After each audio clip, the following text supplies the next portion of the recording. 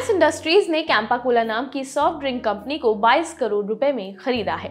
वो इस कंपनी को रीलॉन्च करने जा रहे हैं। ये वही कंपनी है जिसके एड में सलमान खान ने पहली बार कैमरा फेस किया था।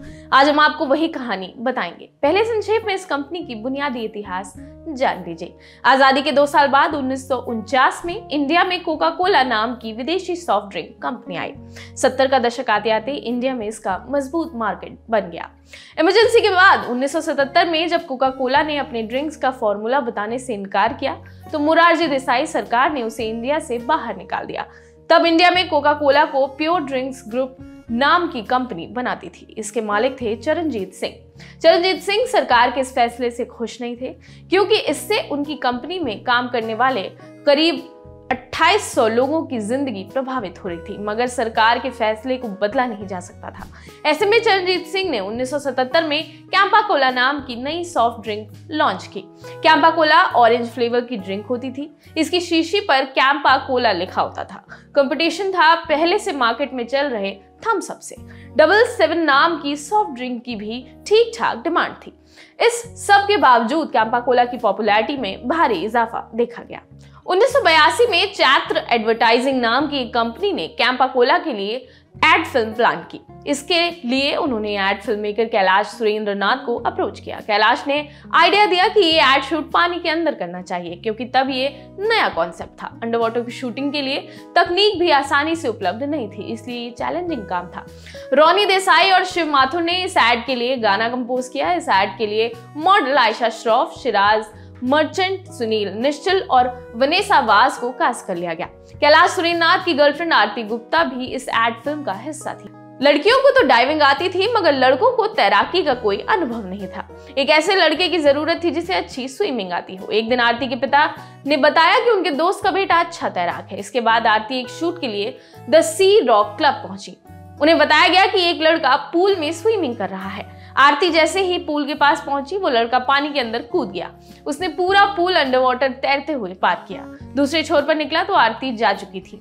आरती को लगा कि ये तो अच्छा स्विमर है, इसे एड में कास्ट किया जा सकता है। उन्होंने ये बात कैलाश सुरेंद्र नाथ को बताई। सुरेंद्र नाथ ने उस लड़के को अपनी एड फिल्म में कास्ट कर लिया। बाद में इस लड़के को दुनिया में सलमान खान के नाम से जाना जाने लगा।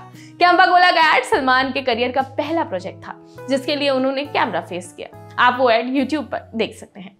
सलमान ने तारा शर्मा शो में आरती वाली घटना का दूसरा वर्जन बताया। सलमान ने बताया कि वो उन दिनों रेगुलर स्विमिंग किया करते थे। एक दिन वो सी रॉक क्लब में स्विमिंग कर रहे थे। उन्हें वहां से एक सुंदर लड़की गुजरती नजर आई। उसे इंप्रेस करने के लिए वो पानी में कूदकर तैरने लगे। सलमान बताते हैं, मैं इतना बेवकूफ था कि मैं वो पूरा पूल अंडर वाटर स्विम कर गया। जब दूसरी तरफ पहुंचने के बाद पानी से बाहर निकला तो देखा कि वो लड़की जा चुकी थी। अगले दिन मुझे एक प्रोडक्शन कंपनी से कोल्ड ड्रिंक का ऐड करने का ऑफर आया। वो कंपनी कैंपा कोला थी। अगले दिन मैं कैलाश सुरेंद्र नाथ के ऑफिस पहुंचा। मैंने उनसे पूछा कि उन्हें मेरा नंबर कैसे मिला तो उन्होंने बताया कि जिस लड़की को इम्प्रेस करने के लिए तुम पूल में कूदे थे वो मेरी गर्लफ्रेंड है। उन्होंने बताया कि वो लोग ये एड मालदीव्स में शूट करने वाले हैं। उन्हें एड के लिए एक ऐसे व्यक्ति की जरूरत थी जो अंडर वाटर स्विमिंग करता हो। मैं और जैकी श्रॉफ की वाइफ आयशा 2 ही लोग थे जिन्हें अंडर वाटर तैराकी आती थी, तो ऐसे मैंने पहली बार कैमरा फेस किया। खैर, कैंपा कोला का एड शूट हो गया। सलमान खान को फिल्मों में काम मिलने लगा। दूसरी तरफ पेप्सी इंडियन मार्केट में अपने पांव जमाने की कोशिश में लगा हुआ था। फिर आया 90 का दशक। आर्थिक उदारीकरण के बाद कोका कोला की भारत में वापसी हुई। इससे कैंपा कोला की सेल को झटका लगा। आक्रामक एडवर्टाइजिंग स्ट्रेटजी की बदौलत कोका कोला और पेप्सी की बिक्री बढ़ने लगी। इन विदेशी ड्रिंक्स के सामने कैंपा कोला कूल नहीं रहा। 2001 आते आते तक कैंपा कोला का दिल्ली प्लांट बंद हो गया। 2009 तक कैंपा कोला महज हरियाणा तक महदूद रह गया।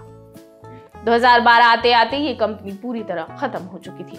अब मुकेश अंबानी की कंपनी ने कैंपा कोला को दोबारा लॉन्च करने का फैसला किया है। इसे 3 फ्लेवर्स में लाने की तैयारी है। आपके लिए पूरी जानकारी जुटाई थी हमारे साथी श्वेतांक ने। मैं हूं मेघना। देखते रहिए लल्लन टॉप सिनेमा। शुक्रिया।